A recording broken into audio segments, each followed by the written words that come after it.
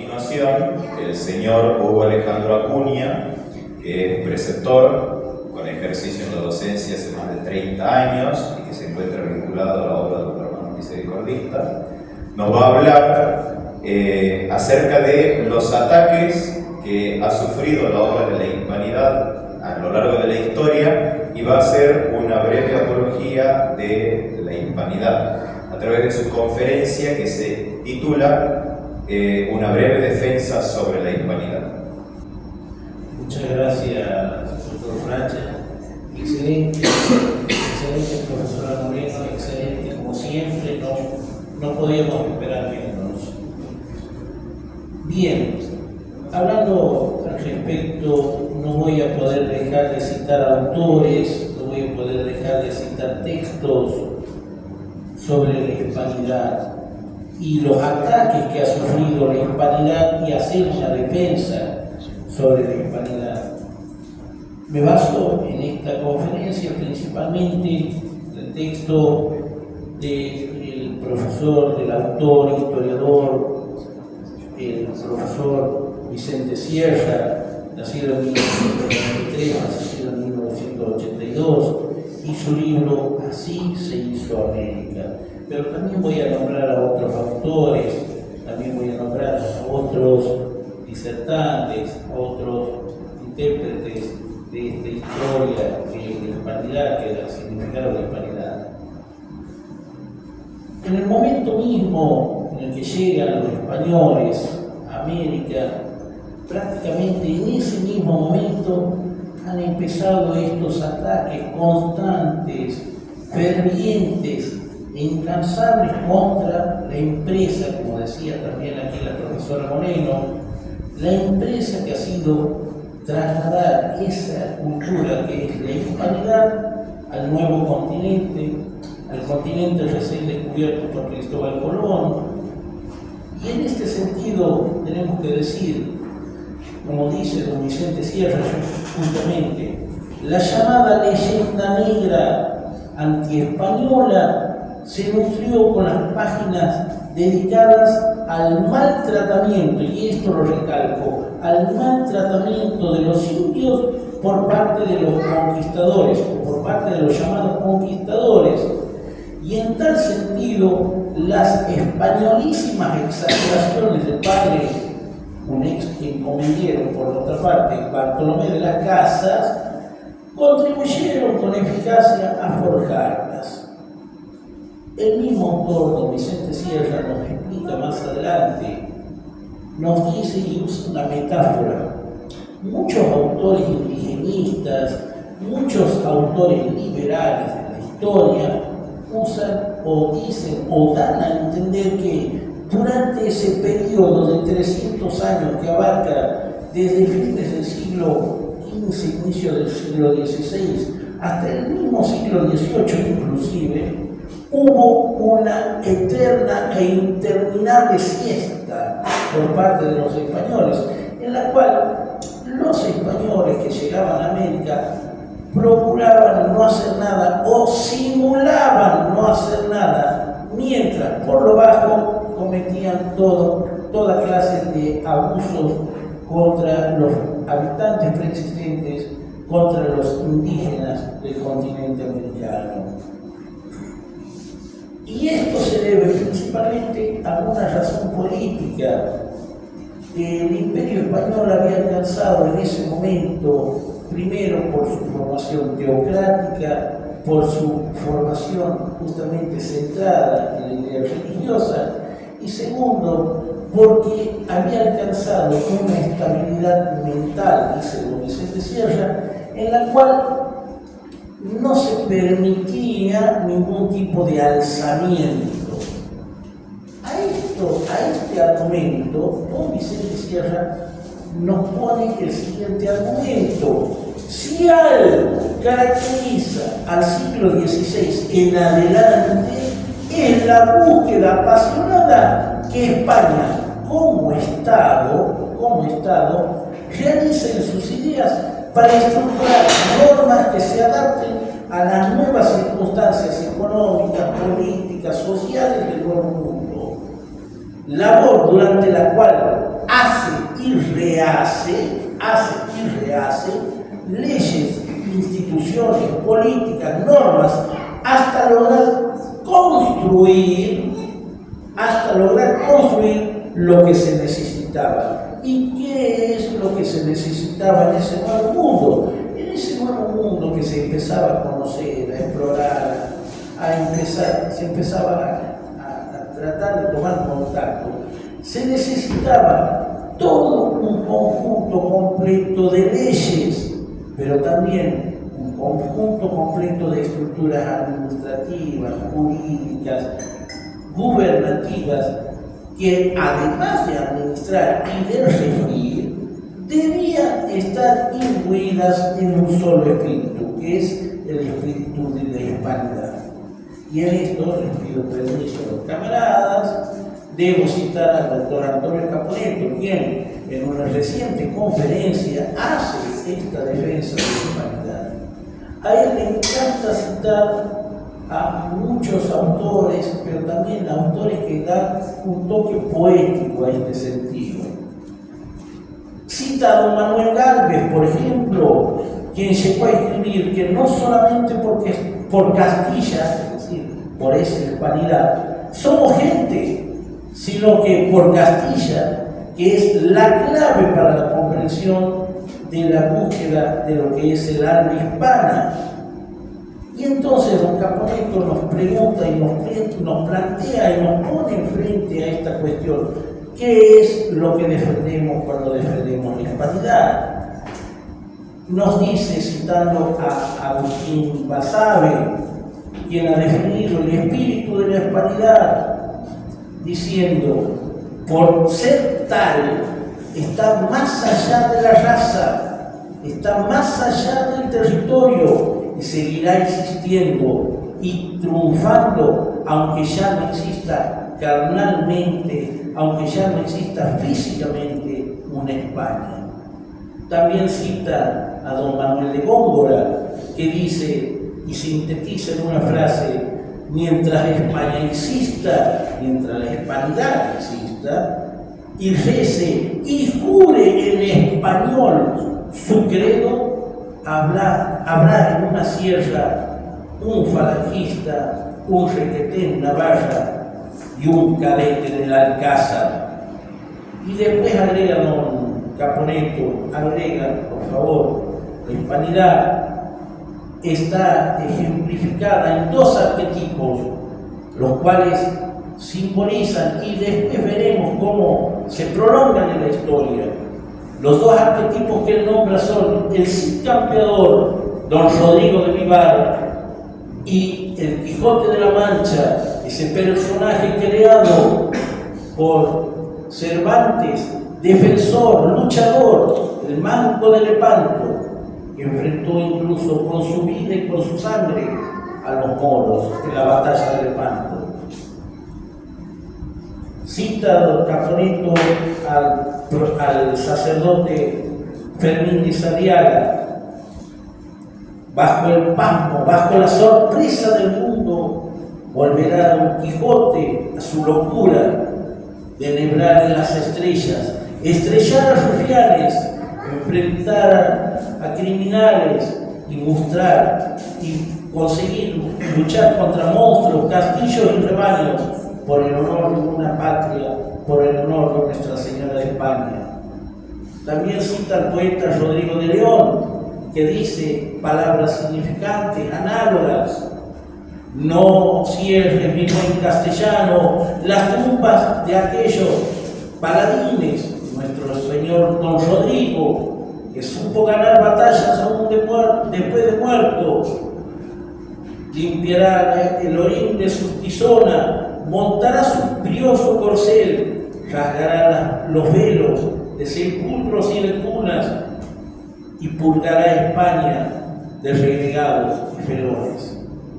¿Qué es la hispanidad entonces? La hispanidad que defendemos, como dice José Antonio Primo de Rivera, no es en la simple tierra que agregamos por unas cuantas fincas, es en sí la tierra como depositaria de valores eternos, es la austeridad en las costumbres, El sentido religioso es el silencio y la vida.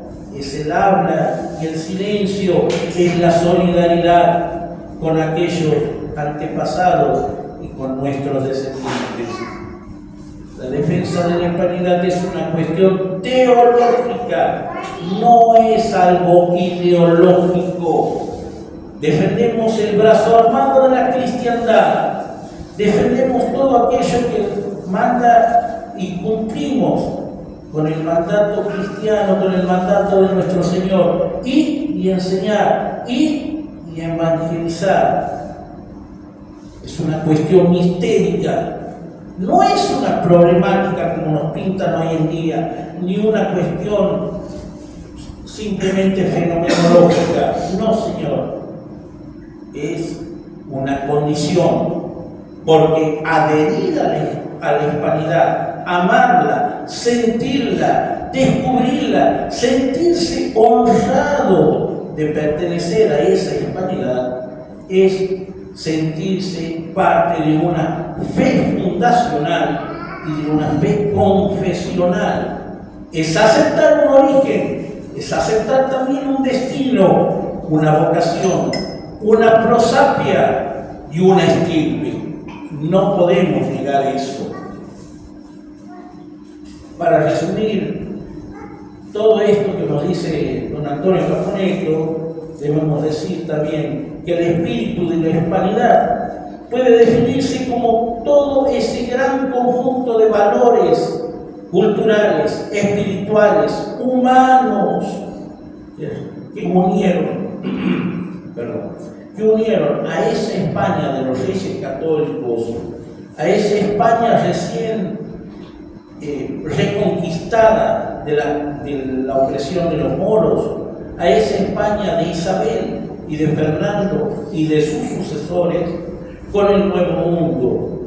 En ese proceso, que fue un verdadero proceso de civilización y de evangelización, sobre todo, que aún sigue vivo como una herencia cristiana.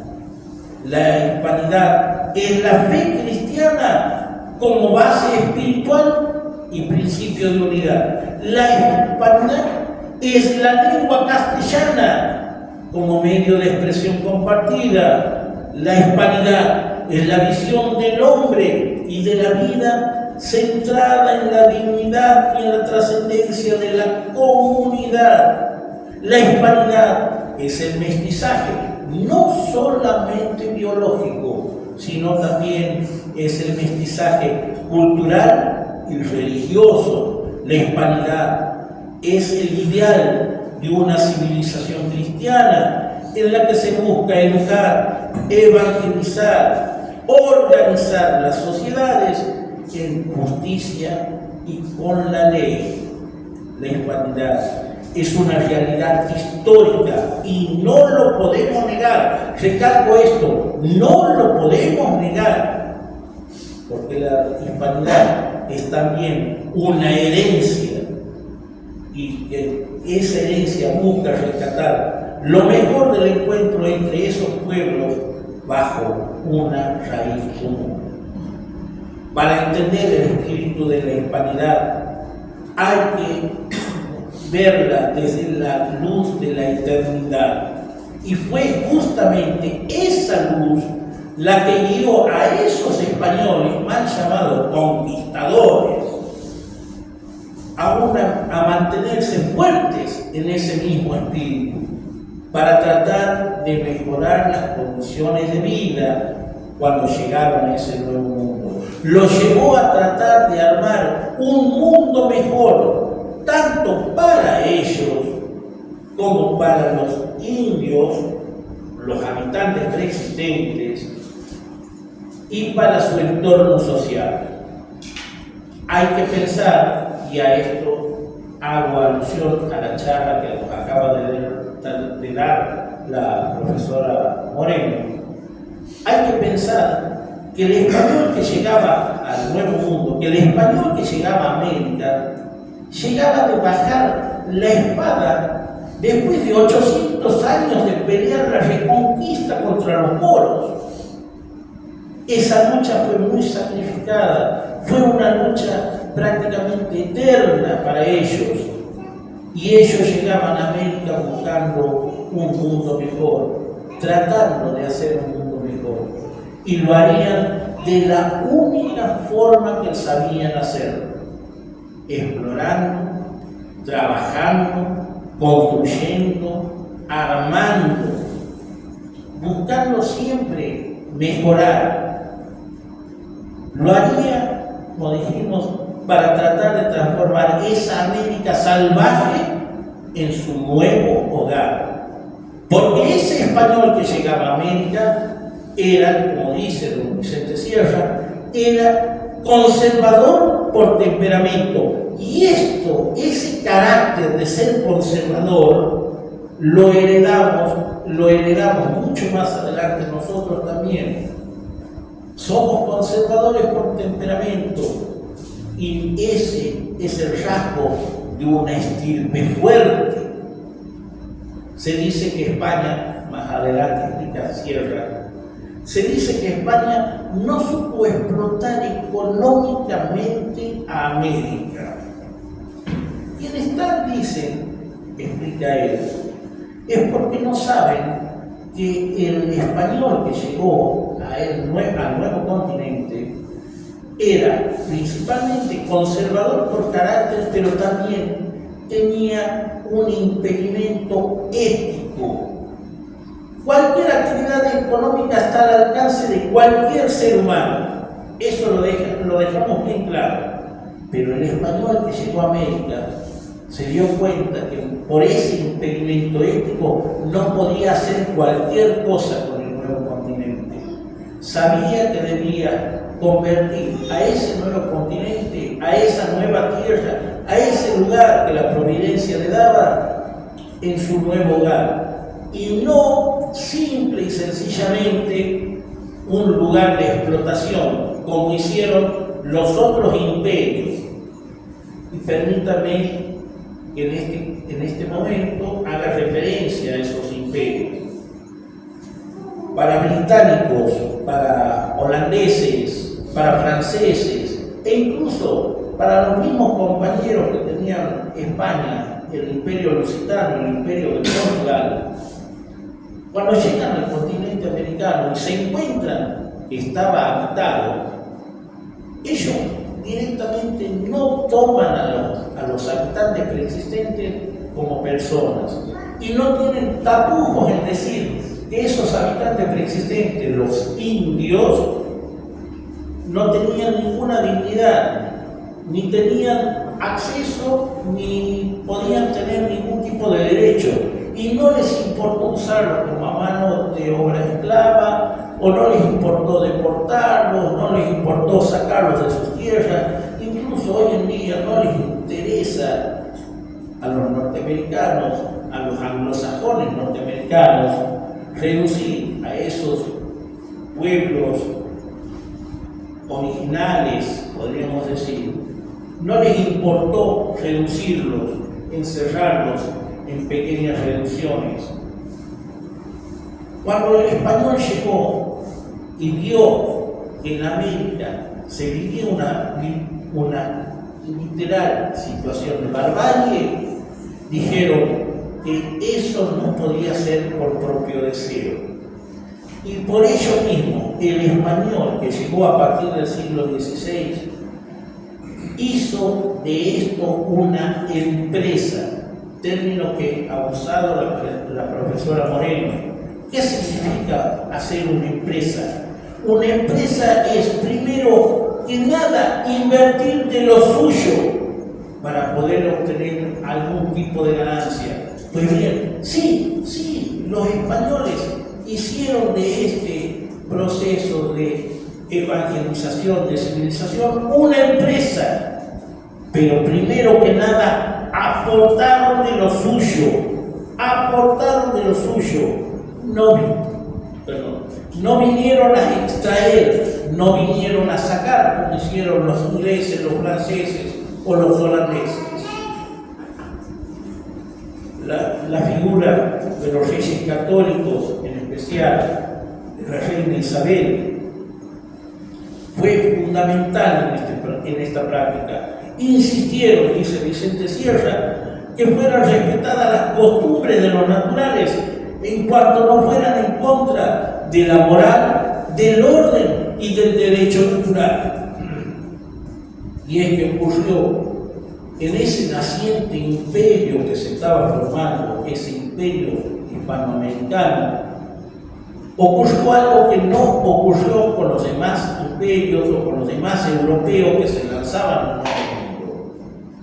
Desde el principio de esa epopeya, dice Sierra, desde el primer contacto quedó establecido que los indígenas, esos habitantes preexistentes de América, eran y son seres humanos, hechos a imagen y semejanza, y por lo tanto, en su condición de humanos, eran sujetos de derecho como cualquier súbdito o vasallo de las coronas de Castilla o de Aragón. Por eso, cabe aclarar que para ingleses, para franceses, para holandeses e incluso para los mismos portugueses, la naturaleza de esos humanos, de esas personas, carecían completamente y en absoluto de derecho. Tanto es así que no les importó utilizarlo como moneda de cambio, como mano de obra esclava, y no tuvieron ningún tapujo en exterminarlos o deportarlos o encerrarlos en reservaciones. Fueron justamente esos imperios anglosajones y el imperio lusitano, el imperio de Portugal, los que empezaron a construir la famosa leyenda negra contra la hispanidad. Y aquí nos encontramos con uno de los tantos otros de los enemigos de la hispanidad. Esos imperios no solo le declararon la guerra a la corona de Carlos V o le declararon la guerra a Felipe II, no solo enviaron sus corsarios, sus piratas, sus filibusteros a los puertos hispánicos que se extendían desde el Pacífico hasta el Plata. Esos imperios regaron primero la maledicencia y luego renegaron no solo contra la hispanidad, sino contra la cristiandad en aras de poder, de ambiciones desmedidas y de riquezas terrenales. Lo que esos imperios no contaron, lo que esos imperios no supieron o despreciaron, no supieron valorar, fue la firmeza, la vehemencia que tuvo el español que estaba en América y que sabía que América era su nuevo hogar, para defender esa tierra que él había amado, había descubierto y había trabajado. Dice de nuevo don Vicente Sierra en este sentido: el español del siglo XVI busca, ha buscado fortuna, pero no lo hizo como lo haría un capitalista o como lo haría el hombre de hoy. Ese español buscaba la fortuna para devolverle en obras de piedad o en simples dilapidaciones, en gastos que sabía que no iban a tener un retorno. Había codicia en el corazón del español, pero no había avaricia. De un Hernán Cortés, esto lo dijimos, de un Hernán Cortés o de un Francisco de Pizarro, no hay manera humana de hacer un hombre como un Henry Ford o un J.P. Morgan. La ambición, sí, la ambición estaba presente en la obra mecanizadora, sí, esa empresa en la cual, y ya lo hemos dicho, en la cual se ha aportado y se ha empezado a poner de lo suyo para más adelante, sí, se debía buscar y obtener algún tipo de beneficio. Pero el espíritu español, el espíritu de la hispanidad, no era un espíritu avaro. El español reinvirtió lo que obtenía en la misma América, que de hecho ya era su nuevo hogar. Cuando las primeras chozas británicas o neerlandesas, holandesas, empezaban a construirse allá en las costas del Atlántico Norte, entre los grandes lagos y las Virginias, ya existía todo un rosario de ciudades que venían bajando desde la California soleada, los páramos de Nevada, de Utah o de Colorado, hasta las Pampas del Plata y el norte de la meseta patagónica. No fue el corsario Francis Drake el primero en circunnavegar la Tierra. Los primeros fueron Hernán de Magallanes y Juan Sebastián Elcano. Los primeros que hicieron semejante epopeya, y lo tenemos que mencionar, porque esos españoles que se lanzaron a los mares, se lanzaron a lo desconocido, llegaron a las costas patagónicas y un Viernes Santo de 1520 hicieron rezar la Santa Misa en lo que hoy es el territorio americano. ¿Y por qué mencionamos esta hazaña? Porque esa primera Santa Misa, como dice don Caponeto, fue un momento bautismal para América. Esos hombres se lanzaron al mar con ese espíritu de la hispanidad.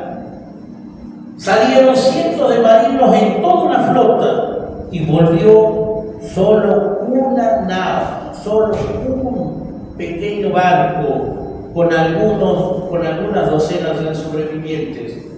Salieron en busca de un paso a los fabulosos mares del Oriente y encontraron tempestades, enfermedades, hambre y las flechas de los salvajes. Así murió Magallanes. Pero a pesar de todo eso, siguieron y se mantuvieron firmes con la espada y el timón en la mano, pero con el rosario colgado en el cuello, porque rezaron, porque continuaron su empresa, porque llegaron y dieron misa casi llegando al fin del mundo, porque una cruz en el firmamento los guió para volver a su patria, porque no regresaron con riquezas materiales, pero sí volvieron con conocimiento, con relatos, con cartas de navegación y nuevos mapas estelares, porque lucharon, porque navegaron, porque remaron, pero también porque rezaron y oraron.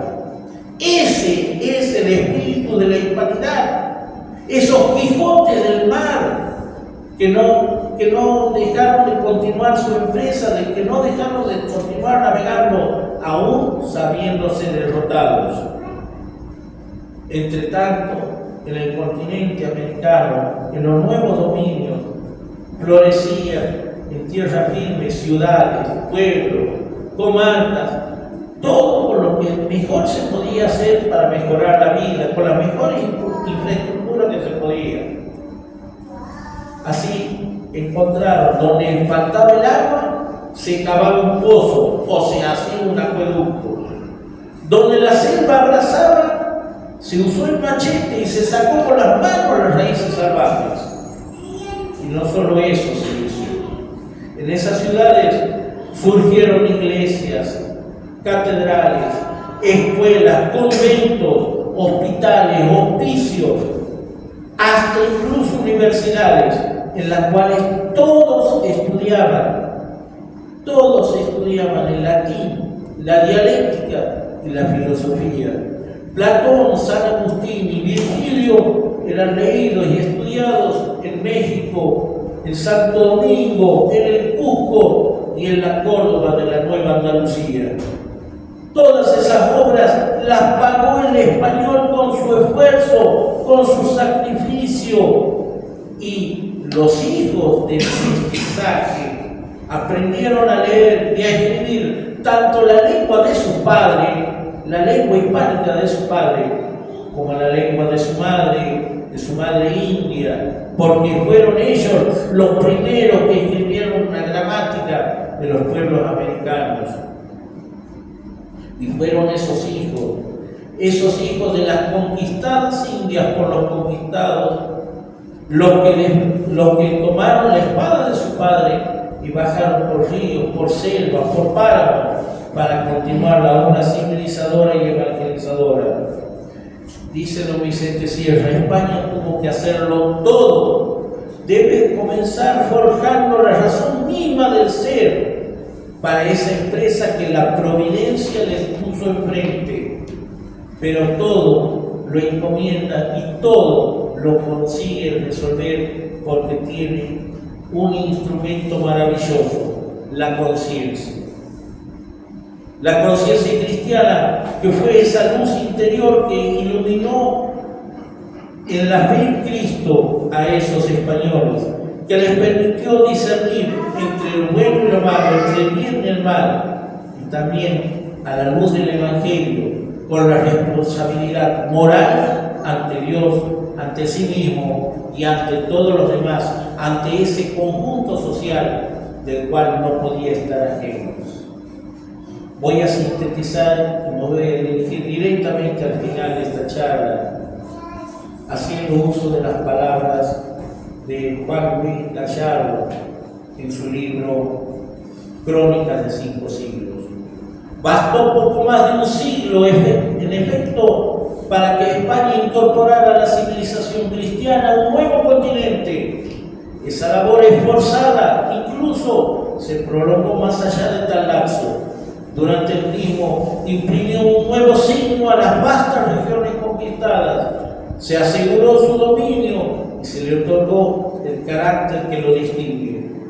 Fueron soldados los que afirmaron su posesión, fueron misioneros los que la evangelizaron y fueron doctores los que injertaron a ese nuevo territorio a una cultura milenaria heredera de Grecia y de Roma.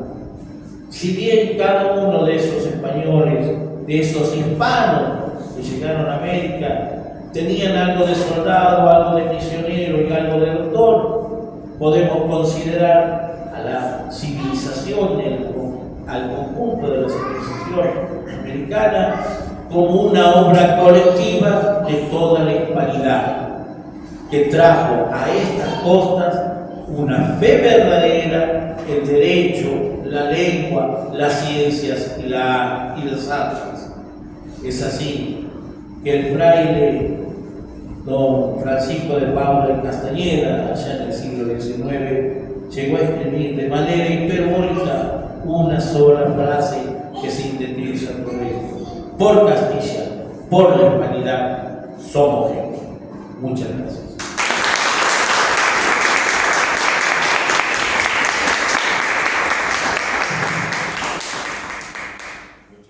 Por último, al mismo tiempo que los invitamos a que se sirvan un desayuno al final del salón, vamos a abrir a continuación un espacio de preguntas. Si quieren interactuar con los expositores, sírvanse a levantar la mano y les cedo el micrófono.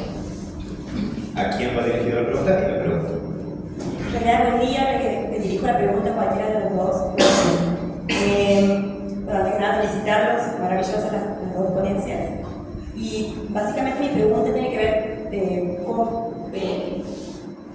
por qué Isabel la Católica hoy en día no ha sido reconocida por sus virtudes de santidad por la Iglesia, si que es lo que ha estado mediando o obstaculizando al menos el tratamiento correcto de sus virtudes como católica.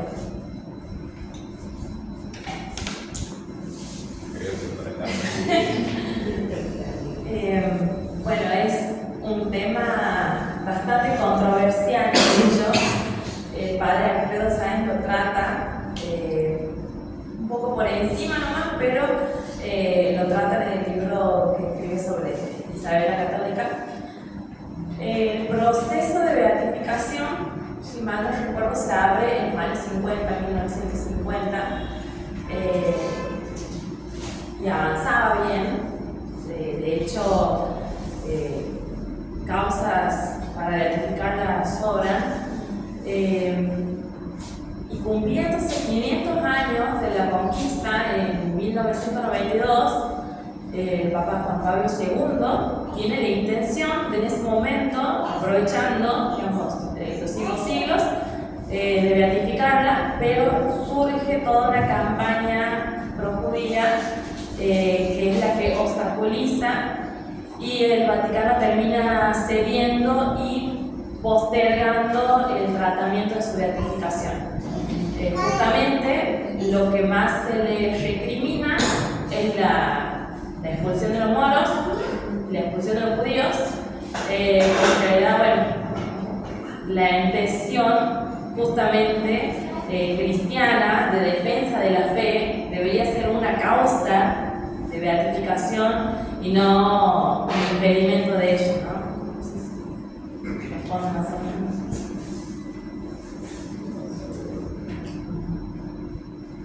¿Alguna otra pregunta?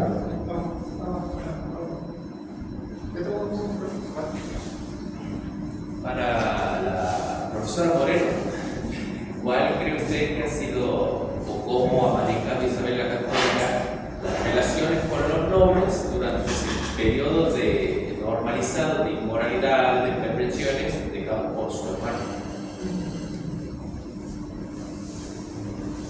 Bueno, Isabel tenía su carácter, ya lo hemos dicho en sus anécdotas.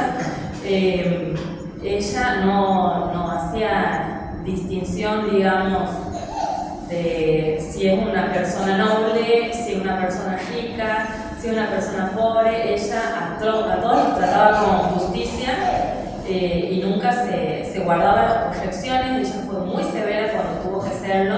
Si había que penar una inmoralidad, lo hacía, no tenía ningún problema, era muy rápida y efectiva en la justicia. Por ejemplo, bueno, como le he contado en el caso de Sevilla, así sean delitos menores, siempre había una pena.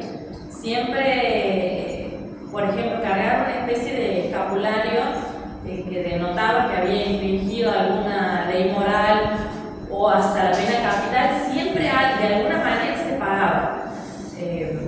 Nunca dejaba pasar, digamos, nada, así sea una pena pequeña o una pena más grave, ella siempre llegaba a una sentencia, no importaba si era de la nobleza, si era pobre, si era un vasallo de España o de América, siempre se tenía presente esa noción de justicia. ¿Alguna otra pregunta? Bien, bueno, esta pregunta puede ir dirigida a cualquiera de los dos disertantes. Quería consultar, cuando llegan los españoles a América, ¿con qué situación se encuentran? ¿Existía la esclavitud en América? Y particularmente, ¿cómo era la situación que vivían la mujer y los niños antes de la llegada de los españoles?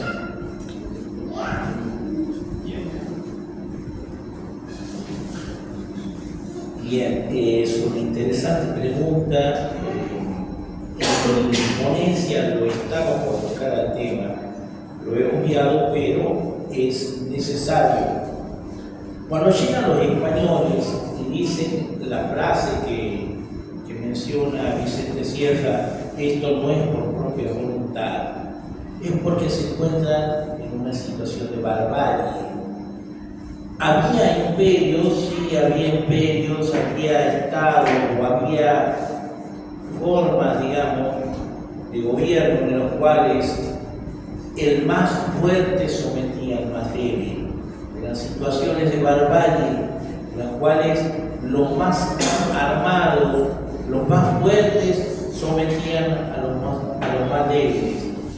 En los relatos de algunos de los españoles incluso dicen que el olor de la sangre humana se sentía a leguas de los templos en donde se realizaban sacrificios humanos. Cuando llegan los españoles se encuentran en esa situación de barbarie y dicen esto y piensan esto. No puede ser que vivan así en estas circunstancias. Por eso mismo se ponen en la mente la finalidad de tratar de llevar a esos pueblos que vivían en esa barbarie, llevarlos a vivir mejor, a vivir en una vida más justa. Mujeres eran esclavizadas, sometidas, prácticamente la mujer era una moneda de cambio entre los reyes o entre los, podríamos decir, entre los mandatarios de esos imperios o de esas civilizaciones. Bueno, no podemos decir bien una civilización. La mujer era una moneda de cambio y el niño o los jóvenes eran prácticamente el objeto del sacrificio para los dioses que tenían. El mismo ejemplo que tenemos y que nos hace recordar que aún incluso hoy en día, por ser políticamente correctos, no podemos seguir explorando, es el cerro Chuyayaco, en la provincia de Salta. En ese cerro se descubrieron 3 momias de niños que fueron ofrecidos en sacrificio al dios Inti, al dios Sol. Dicen, pero no podemos probarlo porque se ha tapado esta circunstancia. Dicen que el mismo cerro Chuyayaco está lleno de sacrificios humanos, lleno de niñas vírgenes, de niños consagrados al dios Inti, que eran adormecidos con hojas de coca, como fueron encontradas estas momias. Fueron adormecidos con hojas de coca, llevados a esas alturas y fueron dejados para su muerte en honor del dios del sol. Las mismas barbaridades, y permítanme usar esta palabra, las mismas barbaridades cometían los aztecas, los mayas y todas estas llamadas civilizaciones por los modernos de todo el continente americano antes de la llegada de los españoles o antes del arribo de la hispanidad. Sacrificios humanos, abrir el pecho de un derrotado en una batalla y sacarle el corazón para que él mismo viera cómo latía. Esas barbaridades están relatadas, están documentadas, están puestas blanco sobre negro, tinta sobre papel. Sin embargo, hoy en día, los indigenistas, los llamados indigenistas, niegan esa realidad, que así era. Y esto permítanme que me apasione en ese sentido. ¿Cómo puede ser que se niegue una realidad concreta, una realidad que está escrita y documentada? Lamentablemente, el profe Marconi, debemos decir que era una realidad funesta, una realidad de la cual, como dijimos, cuando llegan los españoles, cuando llega la hispanidad, se encuentran con eso. ¿Y cómo pueden decir? ¿Cómo no podían aceptar eso? Y entonces ellos mismos se dan cuenta y tratan de mejorar las condiciones de vida, tratan de mejorar y de llevar a todos esos pueblos sometidos, a esos pueblos esclavizados, tratan de llevarlos primero hacia una fe verdadera, y segundo, tratar de llevarlos a una vida más justa, a una vida en el sentido del bien. ¿Que hubo resistencia? Hubo resistencia. ¿Que hubo batallas? Hubo batallas. ¿Que hubo enfrentamiento? Hubo enfrentamiento. Sí, no lo vamos a negar y no podemos negar, porque seríamos ciegos si negamos esas circunstancias. ¿Que hubo alzamientos? Sí. ¿Que hubo injusticia por parte de los españoles? También hubo injusticias. Pero el español o el espíritu de la hispanidad hizo que tanto súbditos como soberanos trajeran desde España leyes, normas, políticas, todo un conjunto administrativo para tratar de llevar o para tratar de hacer una vida más justa. No podemos negar eso, no podemos negar eso. Por eso cuando nos dicen, no, los españoles, los hispanos vinieron y aplastaron las culturas preexistentes. No, aquí no se aplastó nada, aquí no se devastó nada, aquí se buscó el mestizaje, se buscó el compenetrarse unos con otros. La misma reina Isabel la Católica dio un mandato en su mismo lecho de muerte. Antes de morir dijo, ellos, por decir de los indígenas, ellos son mis súbditos, ellos son prácticamente mis hijos. Y recordemos las palabras que le dijo la Virgen María en su aparición al indio Juan Diego. No estoy aquí, yo que soy tu madre. No podemos dejar de negar, pero tampoco podemos dejar de lado toda la evidencia que a partir de la llegada de la hispanidad al nuevo continente, al continente recién descubierto, se consiguió la civilización, se consiguió injertar, como decía Juan Gallardo, se consiguió injertar todos esos nuevos territorios a una cultura milenaria, a esa cultura que heredera de Grecia y de Roma. No podemos negar ese hecho.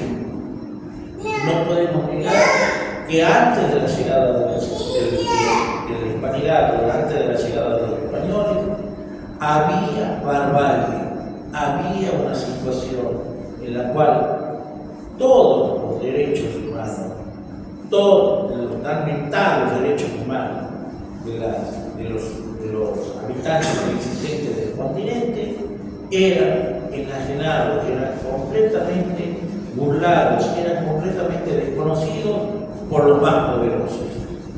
Como usted nos dice el profesor Marconi, la mujer en el papel era una moneda de cambio. Los niños eran objeto de sacrificio. En su exposición anterior, el profesor Ezequiel Jiménez nos dio un pantallazo muy explícito sobre lo que pasaba en América. Debemos reflexionar en esto. Y como dice y como concluye la charla, por la hispanidad, hoy en día somos gente. Muchas gracias.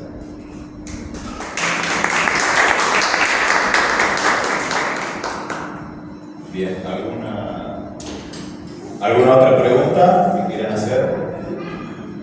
Bueno, yo les quiero agradecer en primer lugar la exposición a cada uno de ustedes y para cerrar, una pregunta más de tipo exhortativo a cualquiera de los dos. ¿Es posible la hispanidad hoy en día?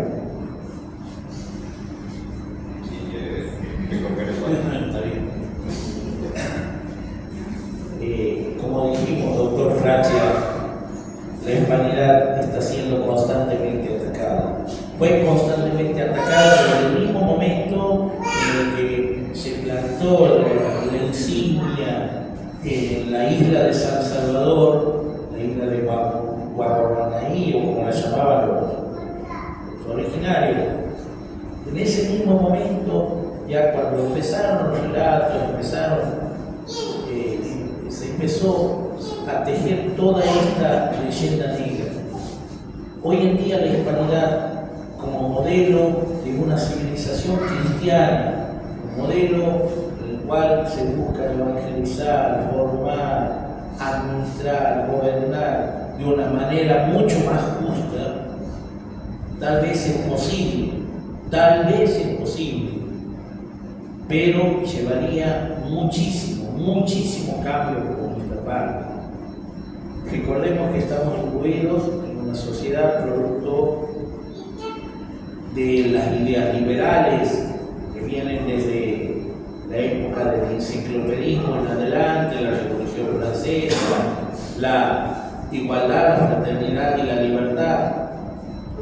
Esas ideas que surgen o que se manifiestan con el famoso abrazo entre Lafayette y Jefferson, en la sede de la masonería de París, esta sociedad en la cual estamos hoy en día imbuidos, lamentablemente, no sería en vano ejercer algún tipo de resistencia volviendo a los valores de la hispanidad. ¿Tendremos que luchar? Sí, tendremos que luchar más adelante. ¿Tendremos que hacer resistencia? Sí, tendremos que hacer resistencia. No lo veré yo, no lo verá usted, no lo veremos nosotros que estamos aquí. Tal vez el fruto de esa resistencia contra esos valores que nos impone la modernidad, y lo podemos algún día resucitar desde la hispanidad misma, los podremos defender y los podremos llevar adelante en el futuro. No tenemos que dejarnos caer, no tenemos que dejarnos y decirnos estamos vencidos. Esto que estamos haciendo hoy en día, esto que estamos aquí presentes, es un acto de resistencia contra esa modernidad. Lo haremos como justamente lo hacían los dos arquetipos de la hispanidad que nos menciona Caponero. Lo haremos como lo hizo don Rodrigo de Vivar, el Cid Campeador, luchando batallas aún después de muertos. O lo haremos como lo hacía don Quijote, que se tiraba contra los molinos de viento. O lo haremos llevando a nuestra literatura, lo haremos como lo hizo el Martín Fierro, que terminó desterrado, que cuenta sus peripecias, según José Hernández. O lo haremos como lo hizo el mismo general don José de San Martín, desterrado, odiado, perseguido, pero aún así, desde la Europa que lo supo contener y acoger, él siguió defendiendo, siguió procurando los valores de su patria. No podemos dejar de mencionar la figura justamente de don José de San Martín, también como uno de los arquetipos de esa hispanidad, y también a este príncipe que tuvimos en nuestro suelo, a este príncipe cristiano que fue don Juan Manuel de Rosas. También don Juan Manuel de Rosas, que supo luchar y enfrentarse contra los poderes extranjeros, supo decir, hágase para que después se defienda la Argentina, se defienda la Confederación Argentina en ese momento. Ser patriotas, defender, arraigarnos en nuestra tierra, como decía José Antonio, que no es solamente el agregado de unas cuantas fincas, no, la tierra en la cual estamos, en la cual nos arraigamos, es la herencia que recibimos de nuestros padres, es la herencia que recibimos de nuestros antepasados. ¿Y qué herencia hemos recibido? Maravillosa herencia hemos recibido, que es la hispanidad.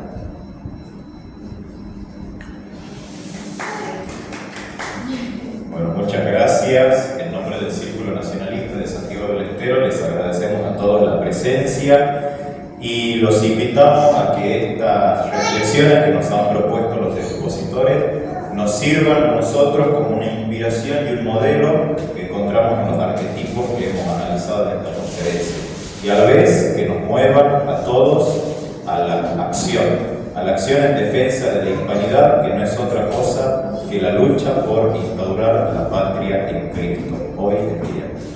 Muchas gracias.